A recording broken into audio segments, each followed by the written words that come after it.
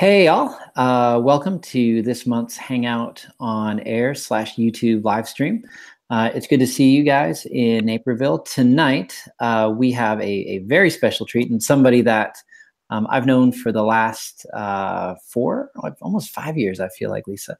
Yeah. We have with us tonight Lisa Highfill. She's one of the co-creators and authors of the HyperDoc Handbook. I know a lot of you are very familiar, not only with HyperDocs, but some of the ways that they can positively affect your instruction and increase student learning and engagement in your classroom. But in addition to Lisa tonight, we wanted to bring along some people who have been doing a lot of work with you all in Naperville. So tonight we have Kate Petty. Kate, you're live. Hello. Oh, did you want me to introduce myself? Yeah. My name is Kate. I'm out of Southern California, so it's a little bit warmer here. I'm going to be working with some secondary teachers in just a couple of weeks with PBL, which I'm really excited about. I am directly with Ed Tech team full-time, and I'm in charge of their certification program. So any questions you might have regarding Google certification or Apple certification, you can send my way after this broadcast, and I'd be happy to work with you. Nice. And we also have in Naperville, she's doing some up there for some coaching and stuff this week, Katie Christie. Hi, everybody. Completely lost my voice. I apologize, but I'm in Naperville with you all this week, doing some in-class coaching with the 4th and 5th grade teachers yesterday and today. It was fantastic. And just doing some SAMR and personalized learning workshops at the beginning of the week and the end of the week. So super excited to be here. And Katie is going to be monitoring. I mean, she'll be one of the talking heads kind of in the YouTube live stream here. But Katie is going to be monitoring the YouTube live in the little chat window there on the right. So any questions that you all have for either the team, but in this case specifically Lisa, who's going to be sharing a pretty rockin' presentation here in a second. If you're not watching the live stream, the presentation, it's the link to her resources and things. It's in the description to this video if you guys are watching this later. But her resources and stuff, I'll also post them kind of once we're done here to the Naperville 203 community. So that way you guys, if you watch this later, you can kind of follow along as she's kind of walking us through this. But enough of me talking. I know you guys are really here to see Lisa. So I'm going to turn this over to her. And, the three of us, we're going to be popping in every now and again. But Lisa, this is your show tonight. So great. Ladies and gentlemen, Lisa. Thanks so much. Hey, everyone in Naperville. I loved coming there this summer and working with a lot of you. And so if you are watching live with us right now and you were with me, maybe in my pre-workshop or during the summit or any sessions, if you could give a shout out in the chat, let me know so I can see anyone who I've worked with at there would be great. I am thinking about what I shared when I was there, and I wanted to share my newest thinking, what I'm working with in teachers in my district right now, and working with teachers kind of all over. I am currently working in Pleasanton Unified School District, and I just had a workshop with my high school teachers today. It was awesome. But what I'm wanting to share with you is I'm the instructional technology coach. I'm trying to bridge this idea between being a creator of your content and having that creative side to you instead of being the designer, not the assigner is what we like to say. Having that balance between being that creator and then how to teach with it. That's been something that we talk about a lot. We talk about lesson design as just a series of choices you make. It's such an important piece to your lesson design and your HyperDocs that you make. And so I'm going to walk you through one of my favorite HyperDocs, and I'm going to just sort of be metacognitive with you about choices I made and why I made those choices. Now I'm going to start going through this, and I want you to add questions as we go, because I've told Kate and Katie and Donnie to interrupt me, just like put my mute on and get your questions answered, because otherwise I'm just going to talk for 45 minutes. You know how I can do that pretty easily. I forgot I have the power to mute you. This could be kind of oh, I shouldn't have brought that up. All I right. can also kick you out if I want. And I'll probably still be talking. Thanks. So I want you to play along if you want to. You don't have to. There's many ways you can participate in this today. Donnie threw the link out there.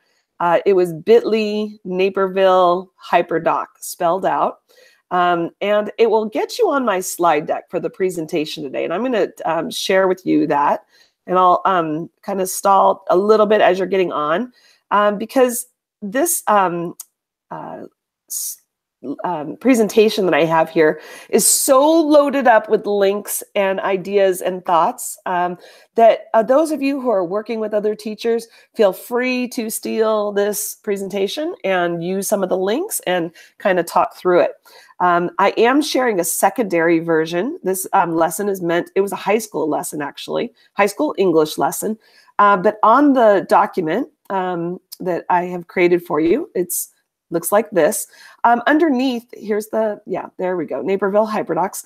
Underneath, I do have listed a primary version as well. And it's a different HyperDoc. It walks through exactly the same presentation I'm about to give you. I just really wanted to talk about this one today. Before I move further, I know you might see it says HyperDocs and YouTube. Well, you spend time with me in Naperville and you know I love YouTube videos. I love being inspired by videos and creating really powerful lessons around great video. And so that's the basis of both of these presentations, actually. They were both inspired by great video. So because of that, I had to put this on here. I know I was not called upon to talk about YouTube, but this is a link to another presentation about YouTube and to my YouTube channel. There's links on here because I collect video. And I've curated it all for you. So if you want to find some more of these videos to create great lessons, you can certainly go to this, click on all of these slides, and it will take you to lots and lots of things to do with video. But we're here to talk about HyperDocs. And for those of you who are the first time you're hearing about HyperDocs, I'm just going to give you a quick little rundown of them. They are basically ways for you to package your lesson digitally. You create it and you give it to your students. Really, it's all about changing the way you teach and the way kids experience learning. And I put this little image here of my manifesto. I talk about this manifesto all the time. I'm going to go big with it there. This is like my goals in the classroom. And I'm always thinking, oh, it's impossible. I cannot do all this. I cannot make all of this happen in my classroom for every lesson all the time. No, I agree. You cannot do this all the time. But I look at this as a challenge. And I think I can put a lot of this into the design of my HyperDoc and make it really purposeful. And I can accomplish a lot of these things. Now, if you're going to be sharing this presentation with anyone later, I want to point out that there are speaker notes all the way through. That's why I'm not in present mode, so that you can actually share this and present it as well. You're free to use that. So today we're going to be talking about this HyperDoc here, and I actually opened it up. This is all linked. These are, if you click on these, they're linked. And I have it large here, already open. And this is a basic HyperDoc. It has lesson design to it. It has the engage, explore, explain, apply. And actually, this is the share piece right here. So this is the lesson I'm going to walk you through and how I came about this lesson and why I put things in the places I put them. And so I'll be hopping back and forth between that document and this slide deck. So if you want, you can have both open. I see you hopping on here, and that's really helpful, I think, to have the HyperDoc open, because this is what you give to the kids, this one. And what I'm going to do is I'm going to kind of zoom in on the engage portion and talk about how I chose that, and then the tasks, how I chose that. So just a little metacognition there. Now, this HyperDoc happens to come from this template. I'm not sure if you can see how I've changed it up, because when you're creating, you are the designer. You can make it any way you want. So you can change up this template how you want. But if I go back to this, you can see on this one, it says engage, explore, explain, apply, share, reflect, extend. On my document, I have engage, explore, explain, apply, and then I stopped. because I really didn't want to go more. I have the share right here, which I'll share with you in a little bit. But again, for the purpose of this lesson, parts of these things are online, parts of those things I did with the class offline. So the extensions might have been offline, but how much it's changed. I changed the background of the document. I changed the headers, and then I just made 2 columns all the way down. So it looks just a little bit different, but basically I took this from our lesson design, our template, and I've linked this up. This takes you right back to our website where, you know, you can really think about, it's kind of our first step when we're making HyperDocs. We're thinking about how do we want to package them, and what do we want them to look like. These templates can be real lifesavers to get going, especially this one where it's just explore, explain, apply. A lot of people have said that is helpful. If you are a science teacher, it's kind of the 5 E's. If you're a workshop model teacher, we have a workshop model. And we also have a hero's journey template. So lots to search on there. All right, so this lesson though, let's get back to it. The lesson plan is about what do you desire? The manifesto HyperDoc is what I called it. And when I'm thinking of a lesson, before I even begin this, to me, it is so much about you know, what is my objective? What do I want the kids to get out of this? So I really broke this down into 3 things. I really want to practice cognitive thinking strategies with this lesson. I want to have repetition or practice with video for this. Now, it's a high school class and they do a lot of reading, and that takes a long time, especially because they're reading novels, they're reading long pieces. I need to practice cognitive thinking strategies and comprehension strategies with students quicker. And so I use video for that. And I use really thought-provoking video for that. So I can have more repetition and practice. Then I want kids to show what they know. That was my 3rd objective for this lesson. So let's begin. How did I start this? I started it with the engage part to it. Now, maybe some of you have learned the term anticipatory set. Remember that when you were lesson planning? Really, you're getting the learners prepped. And it's my hook for this lesson.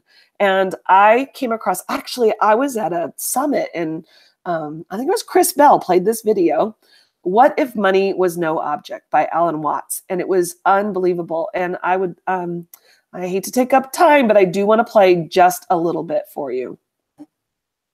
Hoping you can hear okay. Can you hear? Oh. What makes you itch? What sort of a situation would you like? I always ask the question, what would you like to do with money when no object? How would you really enjoy spending your life?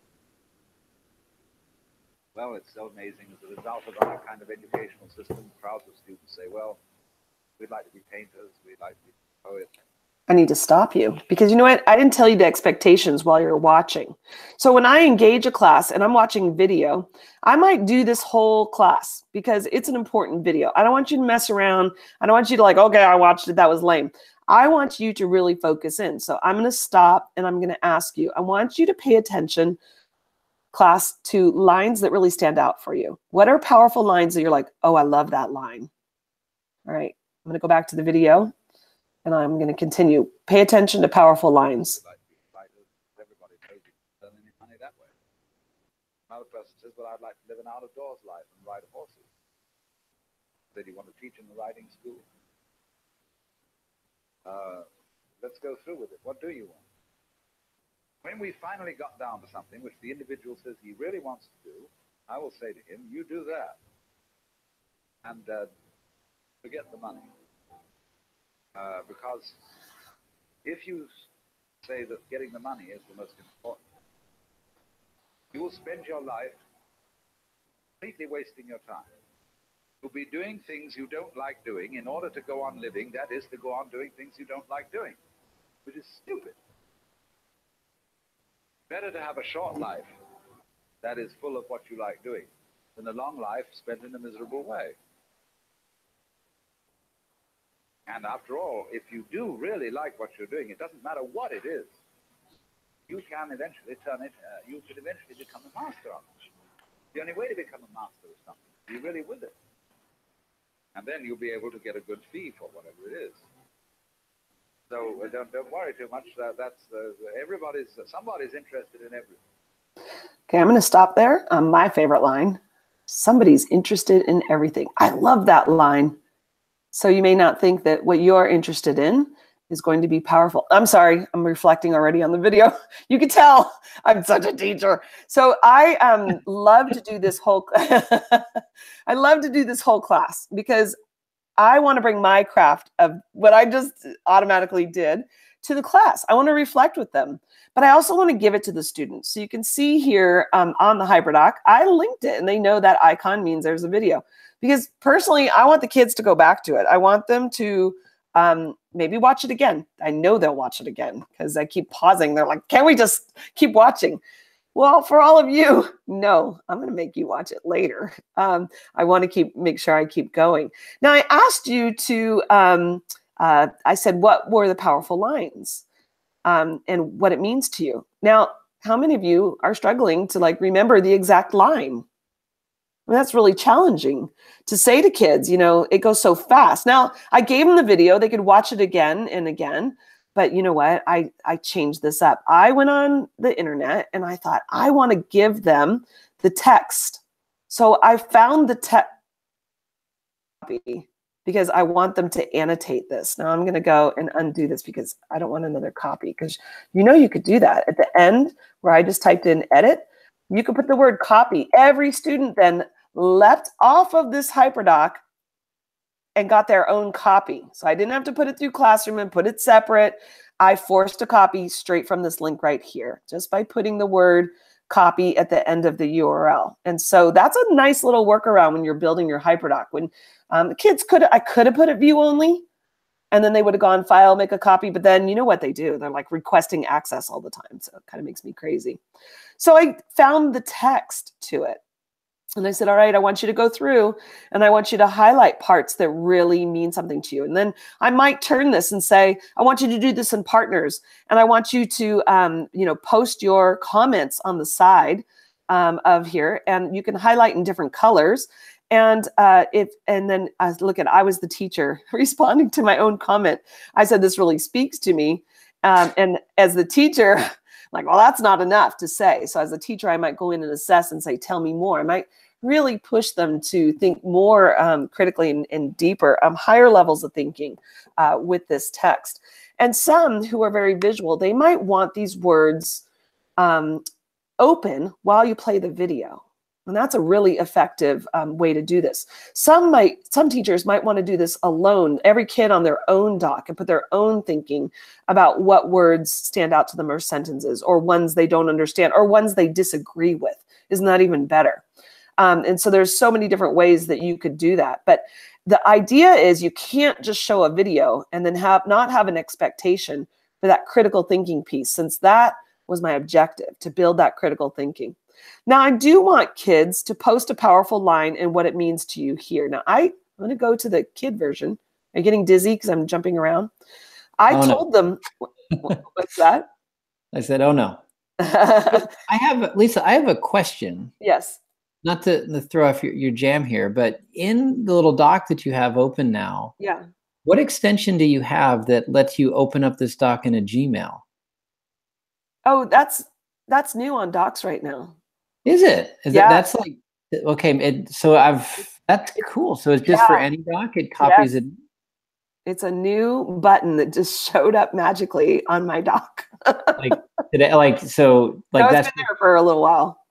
That's weird. So I don't have that on my Gmail yet. That's pretty cool. Okay. Yeah. New buttons. Yay, buttons. Yeah. New things to explore. Thanks for that question though. Because I'm, you know, if I want to share this, I'll email you this straight from my doc here.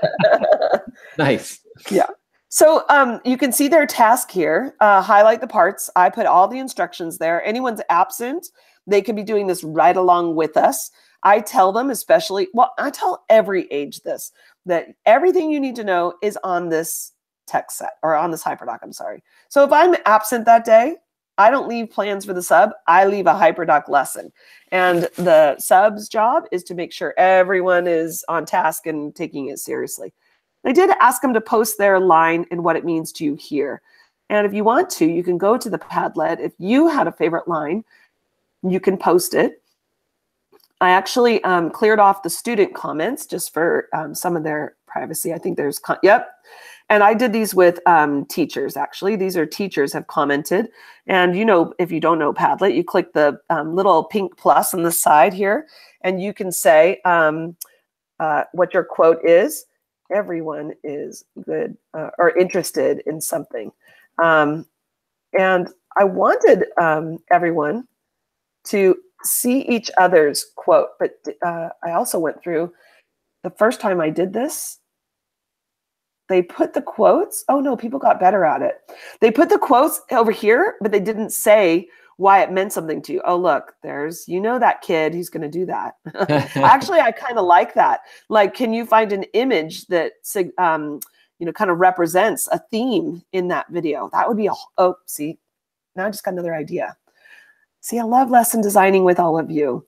But I did go back and say, guys, you didn't do the activity correctly. Can you please tell me a little bit more about why it's meaningful to you? Why is that line something? I don't want to just see this. And then you can get, now Padlet has that feature where you can add comments to each other. You can extend that conversation and have them actually dive in and make meaning about that video. Instead of that, what I used to do was I used to just show a 3-minute video and say, okay, that was good. I hope you got something from it. Let's move on. So we want to build powerful learning experiences around a video.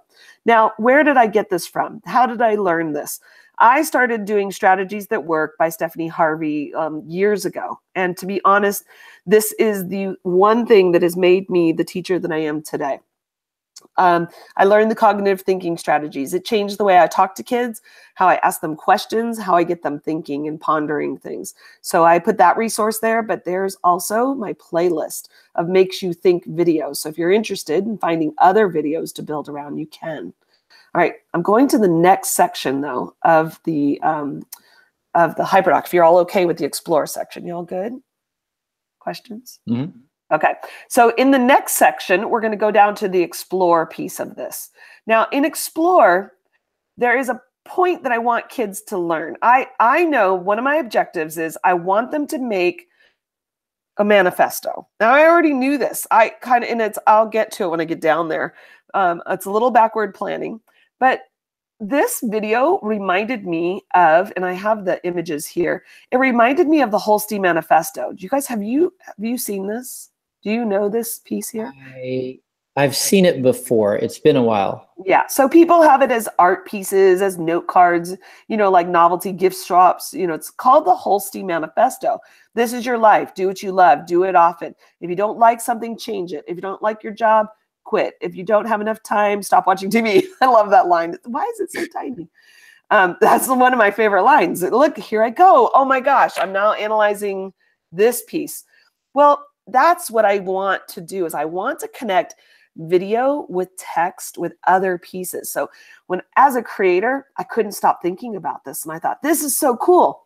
What if kids made one about themselves, about what they believed in, instead of highlighting the parts that were meaningful? And so I thought, I need to teach them what a manifesto is. So I also found the other one, and it's like you can wear sunscreen if you wish, I think. It's Everyone's Free to Wear Sunscreen. Yes. You mean the greatest song of 1999? So, you know, I think that is another one that kind of reminds me again of that video. It's like I have 3 pieces now that kind of are related. I also have, I wanted to put some reading in here, and Common Lit is one of my, big shout out for Common Lit, a free site. And it's about how can we achieve happiness. And so what I did was I linked up, I just searched by theme, and I linked them to this page. This is one of my favorite things. Talk about choice. Because of course they're like, well, I'm not picking a 5th grade reading level, you know, depending on what grade level they are. They can click the plus and look at these articles that they can choose from. Instead of me telling them what to read, maybe this is too much choice. Maybe I do want to limit them, but at this point, I wanted them to make choices. Read which one you want. Now, this is a little overwhelming, but if that's not enough choices, there's the 7th and 8th grade reads. Some of them are poems, all related to happiness. Because I'm really getting them to come along and think about how can we achieve happiness, because that's kind of the gist I wanted them to get. Now, on the right side, it says your task. And I kept thinking, okay, I want them to watch the video on their own, these 2 videos, and maybe read an article. But how am I going to get them to share their thinking about this? I've already used Padlet once. I don't want to overuse it. So I did say to them, what thinking do these videos and readings inspire in you? Free write your response in your writer's notebook. Now, I love to do blended. I don't have, we're not one-to-one yet. And so sometimes we don't have the Chromebook carts. If they want to come back and do their writing in their notebooks, or the carts have to go, whatever reason, I like to get them writing in their notebooks. And so that's why I had them post that there. So you'll see on the slide deck in the Explore, this is mentor videos and mentor text. It's really important part for that Explore. I don't want to tell them what a manifesto is. I want them to see 2 more examples and really be thinking about it. I have more on here on where to find good video for this. If you want to build an Explore portion on your HyperDoc, video is a good way to do it. Or reading, that Common Lit is connected right there. All right, so we've done engage. Did you just say it's lit? Common Lit. It is. It's really, I love that site. There's a lot you could do with that. Was I being all, is that 90s or 80s? What decade am I in? All right, let's get to the explain portion of this lesson though. On the kids, it looks like this. I did that image smaller. And I said, what are the elements of a manifesto? And again, I'm just not ready to tell them. I didn't want to just come right out and tell them. I wanted to have them read through these samples on the right, because you know what? I don't know about you guys, but the kids in our schools are really into, do you recognize this? Anyone? Anyone? So this is actually the bag from Lululemon, or however you say it, Lululemon. And everyone's like, oh, I know what that is. I said, you guys, that's a manifesto. So tell me, what are the elements of a manifesto? What does a manifesto do? If that's one. And I actually posted, you know, the Holstein Manifesto, the article and all of that. I said, I want you to read through the samples and post your ideas here. Again, I didn't want to give the same way to collaborate, but I needed a group think. I needed everyone to kind of get an idea without me telling them. I was so dying. It would have been so much easier if I just said, oh, someone decided to add little specials on my answer garden. Some unicorns. I love it. I think they figured out you can put those. Yes. Hey man, little magic unicorn never heard anything. Yes. So I asked them, what are the elements of a manifesto? Now, this is inquiry learning. I could have easily stood up and did a list and a PowerPoint and told them what they are. Their answers are so much better. Live life the way you want. Love yourself, your passions, your beliefs. Let's see. There's so many. Desire to inspire, to be happy, inspiration, awesomeness of living. And the more I started looking at these, the more I realized this was the way to do it. Because now, and this is an important part of this, you know, in this piece, in this explain piece, it was a simple link to an answer garden. But I'm not going to have kids do all of this and read these just to get it done, like a task, a to-do list. I'm going to now teach from this answer garden. So I'm going to have this on the screen behind me. Everyone close your computers. I mean, don't you close your computers. But if I were in the classroom, I would have this up behind me. And I said, all right, let's really talk. Let's get down to what is a manifesto. What are the elements? And what, if I ask you now to make your own manifesto, what would you include in it? And maybe it's phrases, it's words of wisdom, it's your mission, it's a reflection. And so words to live by. And everyone's like, by the time we get to this point, they're like, we know what a manifesto is. You don't need to lecture us. And that's kind of a piece that I want. I want engaged learning. I don't want passive learning where they sit and wait for me to explain it. I want them to come to those conclusions. But this HyperDoc has been drawing them along that little journey of understanding. And if they're not getting it, then at that point, I'm going to say, look, here's what I think it is. And I'm going to point out those on that answer garden. All right. And I think the HyperDoc that you put together too, Lisa, really like emphasizes the importance of coming up with good questions. Yes. Right? Because you don't want to ask a question where there's only one answer to it. And as I was looking through just some of your questions that you have on your HyperDoc, they're very open-ended, right? They're very exploratory type of questions. So that's awesome.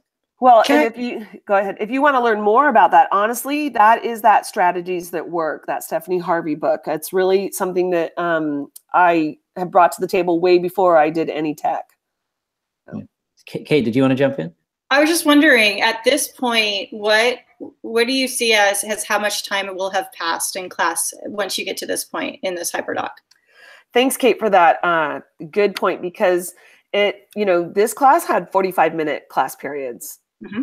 And so you really have to gauge that. And so think about that. I think that the engage piece was 1 day. That was 1 day. One class period, because you want them to really dive into that text. I think the explore piece could be 1 day if you really gave time. That makes a lot of my teachers really uneasy to give that kind of time. And I really have to push and say, really good critical thinking takes time. And letting kids have time to wonder and have time to ponder and think about these things. Sometimes if we're just rushing them through, you're going to get back, because they're going to just go through it and be taskmasters. So if you slow down and really say, we're going to dive deep in this, take your time, and you just kind of let them do these kinds of examples, these kinds of lessons. I almost say it's the first two, the engage, explore, are each a day. This explain is not. This is like a little quicker. And then we get into the apply. And the apply, which I'm going to explain, actually takes multiple days. I hate to send this stuff for homework because not everyone has access to internet at home. Some wanted to do it anyway at home. So I think that's something to consider. How often do you have devices and all of that? Do you ever I'm sorry. That's okay. Do you ever have to teach students to slow down a little bit because they're wanting to get through it, to get through the material? Oh, yes. Mm-hmm. A lot, because some students will go all the way down here to the apply part. And if I have a class like that and I see that they're going to my HyperDocs and they're like going down here and they're already creating their manifesto before I've even gotten to it. This actually was a beginning of the year HyperDoc, and I probably would take all those links off. Okay. And not let them get there. And I would have a copy of this and I would go load up those links later. I would just kill the link. I would not delete that portion because that's too much work. I'll just link them up later. And then eventually, I have to be honest, I was the kid who would have gone all the way through it because I was like, okay, what are we doing next? Because I was bored in class. And so if I ever catch what are we actually getting graded on? Let me do that first. Yeah. Right? But I also would go and I would check that slide deck every day and I would see which kid is already on the slide deck working on this. And then I would go sit with that person that day, and I would be like, tell me. And I would make sure they got the gist of it. And I think that's an important part of creating HyperDocs. Remember, I showed you that my manifesto of everything. If I'm really differentiating for kids, some kids want to dive into that part. And they want to spend their time being that creative, artistic side where it takes a little more time. They're not going to be able to do that on demand. Now, I'm also going in and saying, maybe you should have read a little bit more of this, how to make a manifesto, because you're really missing the point. It's really surface level. So I'm going to ask that you have to redo it. You can't turn that in. So I think the other piece to this, while kids are exploring and going through these activities, where are you as the teacher? What are you doing? Well, you might be pulling small groups. You might be we work with in small groups with our students who are learning English. We might be pulling our kids who have special needs to work on this. We may be pulling some of our brightest kids and making sure that they are slowing down, and because they are going to have to showcase their work in front of everyone at the end. They want to be proud of it. So it gives you an opportunity to get away from the front of that room and let them connect with you, or you connect with them, you know, and I think that is where I get the most of my personal manifesto completed, because I'm busy connecting with them and meeting some of those needs they have. Yeah. All right. You ready for the apply? Awesome. Yeah. Okay. I'm going to go back and share my screen and get to that last part here. So for the apply part, they were making their own manifesto. And I was working with another teacher as well on this. This was her classroom because I was a coach. I don't teach high school English. And she created a tutorial. She also did one on Canva, gave choice, or you could do Google Slides. It's hilarious though. Her video, I think she found the video. It's using PowerPoint. I'm like, oh my gosh, no. So we might have to redo that. I may have her go back and fix that. You know what though? The kids do not use tutorials. They don't watch my video tutorials. I've now come to that conclusion. I do know a lot of teachers watch it because there's some views on there, which is good. It helps you to figure out, how do I explain this to them? How do I get them thinking? Oh, sorry, back on my actual presentation. You know, this, before I move on to the apply, using Answer Garden was how I was doing that check for understanding. It was my interrupt, you know, and do a little formative assessment here. Are you getting it? So I'm looking at that Padlet. I'm looking at the Answer Garden. But, you know, you could collect that thinking on a Google form. I have a Pinterest web tools for digital discussion page here for you with all these different tools similar to a Padlet or Answer Garden if you want to change those up. I think, though, the most important to me is being present with my students and really listening to them and sitting with them and talking to them, because I stopped reflecting on that video, but I have to now take a moment. That video is a great video for a high school student to be thinking about. Have you thought about, what do you want from life? Has anyone asked you that? And so that's really a powerful conversation to have with kids. And boy, has anyone ever sat down with them and had that talk? And could you maybe be the one to have that talk with them? So I like to offload myself from the front of the room by giving them that digital lesson, so I can sit with some of those kids who never have anyone ask those questions to them or have those discussions. You could really maybe change lives when you teach like this, I think. That connected teaching. All right, so apply. I'm going to run out of time. This is where we want them to show what they know. It's their time to work or create. Now, I don't consider apply like write an essay. Tell me what you think this all means and what are you going to be when you grow up. None of that. That's practice. That's like rehearsal to get to the apply portion. And I'm not against practice. I want them to write essays. I do, but not for the purpose. When I'm making a HyperDoc, I want to be sure the apply is something that they are creating and that it really pushes them as a creator. So what can they show what they know? What's the purpose in it? Can it extend to outside the classroom, the school, the town? So while we're applying, am I just doing this really like substitution? Can I make this more meaningful? I think about this lesson a lot. I've actually talked with a lot of teachers about it, and I'll share some of those ideas, the extensions from it. But here's some ideas down below. Web tools for creating, web tools for publishing. HyperDocs, we have created all these Pinterest boards, and we grouped them around these verbs for publishing or for creating to get you to think of ways. We also created this show what you know text sets where kids can choose their own web tool and show you what they know. So everyone's creating on something different. But for the purpose of this assignment, you'll see on here, we told them that you're going to use Google Slides or Canva. And when you're done, you're going to turn it in on the class slide deck. And so it links to, this is my workflow all embedded in the HyperDoc. Like, how do you get this turned in? Do you print them? Now, we would put them, it was Mrs. Connolly's Junior English. The directions are on here. Do you think anyone reads them? Probably not. But they are there so that anytime anyone comes up to me and says, what do? And like, I always like, everything you need is right on the slide deck. I believe in you. You can figure it out. Like, I'm building student efficacy. You can do this, or agency, or all of the above. And whatever the new buzzword is, you're building that.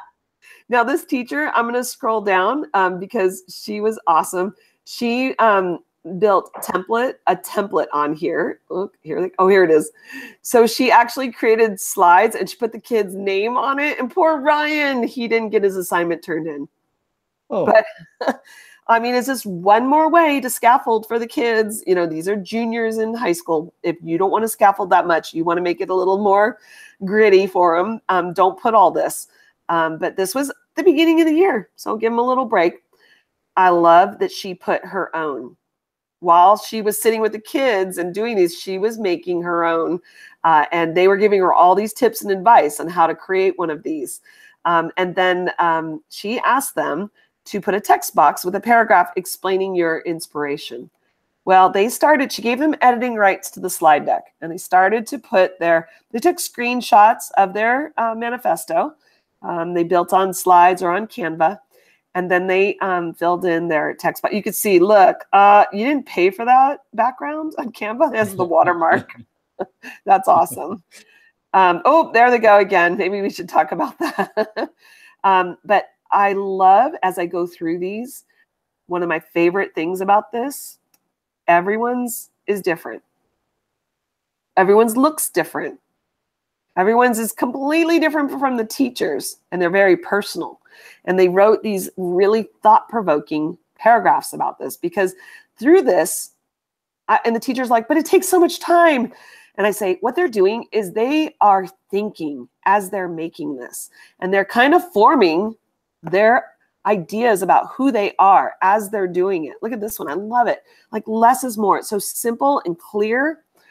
I just think it's very powerful that by the time they finished this paragraph was not a hard paragraph to write. They were able to really come to some conclusions about who they were as they're beginning their junior year, one of their most stressful. Our students get really stressed in their junior years. And I think these were amazing products. One of my favorite, I put, Albert decided to not write that paragraph. And so the teacher, I'm sure, got that in a different form. Or maybe he put it on the second page. Is that? Oh, there he goes. Of course, he wrote a whole page on it. I forgot he did that. I think this one is amazing. Well, I would have never. Not only are they so visual, but just the choice that the students had in putting it together. And the fact that they're all in one spot. Right. So, I mean, it's a great way to get to, I mean, again, I'm just thinking elementary school and middle school here. It's a great way, one, to get to know your classmates. Yes. It's also to kind of show them, hey guys, we're all different. We all have our own individual goals. You know, and I'm glad you brought that up because, to be honest, when the class did reflect on this assignment, the hardest part of this assignment was putting it on the slide. Because not like technically, they were really wary about opening themselves up so much like that in the beginning of the school year. And she really had to build community to get them to trust, to put this up here. She said afterward, because she did so much processing and reflecting about this, that it was one of the best things. It was one of her best years ever because the class was so connected to one another. They had instantly built this community around sharing this, some of the most personal things about them, about themselves. And I think that is a reason. Like I said, I wanted to walk you through the choices we make. Donnie, we did this on a slide deck so everyone could easily see each other's right away. You're not having them stand up and present in front of the class. Everyone's voice is heard. Because if you're standing up presenting these one at a time, everyone else is sitting there falling asleep and not paying attention. And that's not good when you are putting yourself out there. This is not something I would have them present orally in front of the class.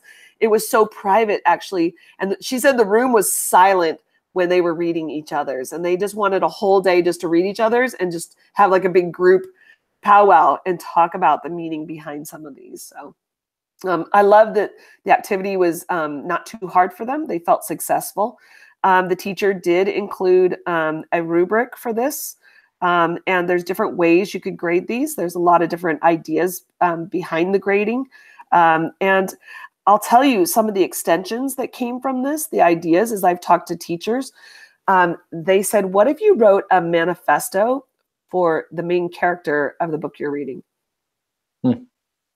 What if you wrote one for a historical figure? What if you wrote one if you're studying U.S. history? What if you wrote George Washington's manifesto or Ben Franklin's manifesto? And how would that show knowledge in a much more engaging and interactive way? Now, personally, I would have them do these manifestos first and then have them do it one more time. Now, I wouldn't overdo it. Have them do it one more time with a curriculum connection. And there's so many you could do on that. I'm going to quickly show the last of my slides. Again, it goes to more video lessons I have on here. I've done another video lesson. If you have any culinary teachers, I love this lesson. I made this just for our culinary teachers. And you've seen the tasty videos. I know you have on Facebook. So we got the culinary class to make tasty videos from a HyperDoc. And so our inspiration for those were the tasty videos. This is a great HyperDoc, and you can see the kids' products. If you click in here, it takes you to it. It was a really fun lesson. I didn't think it would work. It was a appliance challenge. So they had to choose their appliance and make a 2-minute video showing a recipe. And oh my God, they're so much fun. If you've heard me speak before, you know how I feel about sharing. I know these take a lot of work. If you like my manifesto lesson, I can't see you raising your hands right now if you want this or not. Do you want this lesson? You go to File and you make a copy. And it's really important that you change this up to fit your needs. Oh, and take out my answer garden and Padlets too. You don't want to connect to my class's slide deck and all that. You have to fix my links, fix your links. But it is so important that we don't keep recreating the wheel. Why aren't we collaborating together as teachers? Take parts you like. Now, when I made this slide deck a while ago, there were 8,000 followers on Teachers Give Teachers. There's over 11,000 now. People out there are getting off their islands and connecting, and they're connecting in amazing ways. So I truly believe we are better together. Please join our Teachers Give Teachers. Follow the hashtag HyperDocs. Our little motto is give one, take one. So we need people creating. So don't be shy about putting yours out there. There's so many links on here on how to share. I have to say, though, and on the last slide here, there's more ways to learn. Our Facebook link here, the Facebook community is out of control. We have like hundreds of people joining a week, and I cannot keep up with the conversation in the Facebook community. But I would be wrong if I don't give a shout out to Steve Wick from Naperville. He is amazing, and he started a Google Plus community, and I know he wants you to join in there. So, or probably it's all of you who are joining in there. So let's make that community grow more. Let's show Facebook that Google Plus has it going for them too. So here's our Teachers Give Teachers link. Here's our website. We actually created a database on our HyperDoc website because it was really hard to scroll for days on Twitter, finding good lessons. So we created a database. Now there are, again, we have like 11,000 people registered on our website, but we're not giving as many as we could be giving. So we'd love for you to give one or take one. And when you click on take one, you can search by tags. So you can enter your keywords. So Donnie, you are 5th grade, right? Yep, social studies. Okay, well, I'm just going to search 5th grade for time's sake. I hope there's something that someone tagged. Oh, and look at this. So here we go. There's a weather lesson. Oh, look, here's a historical fiction novel. You might want that. Oh, Mary turned that one in. And so you can go through here. Oh, 13 colonies, hypermap. Oh, I know that. That's now a techie. Look at squirrel. Yeah. So maybe you're going to start seeing some of your HyperDocs in here. I'd love to see that. That would really be great, and get that sharing community going. These are all links, these little icons down here, but I also put them over here on the doc today about ways you can learn more. We do an online class that starts in March, and you're welcome to join us then. But in the meantime, come in here and explore all those tools. So, questions? Whew. I know I did. So, Lisa, I think just I know we've got some stuff in the YouTube live stream we want to get to, but I love how you don't always just, I mean, the HyperDoc itself is settled around a Google document, but Yeah. you know, you really get how, guys, you can't just use the same tool every single day. Like you've got to mix it up, or else, I mean, Yes. it kind of gets boring, Yes. right? I mean, if you're not trying new, fresh ideas, and Right. if you're not exposing students to new tools, it's like, oh, here's this thing again. Yeah. We already know how this works. And you know, we call it Padlet fatigue in our district now. PF. It's like we taught Padlet, now everyone's doing Padlet, and so Yeah. that's, you know, we started our Pinterest boards around verbs, and we also have them by subject, but we started by verbs for creating. So when you're stuck and you want you're just tired of it, just go in and explore those boards, and maybe there's a new tool that you know, might work for you there, or better yet, put it in their notebooks. You know, you don't always have to do it digitally. Yeah, well, even like in the Naperville 203 community, have the G+ community.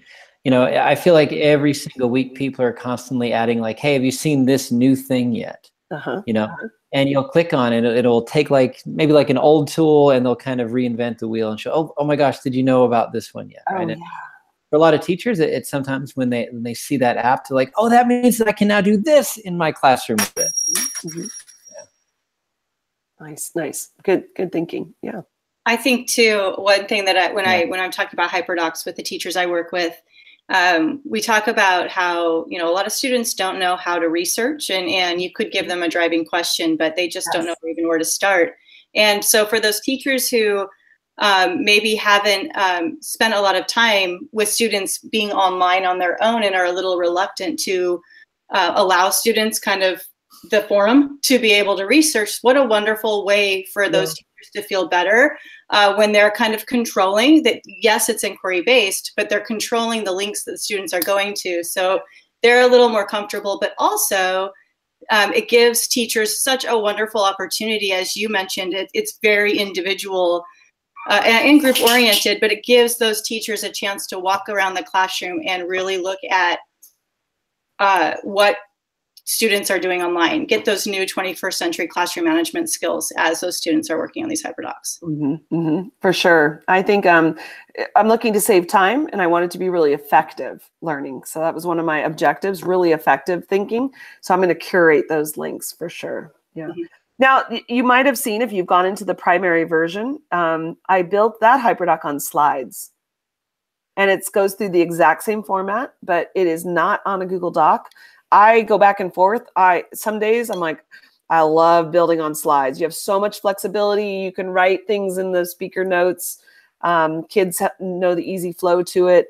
And I also love that you can embed video right on it. Although I need to fix those, that lesson, because there's like 3 videos that I did not embed on it.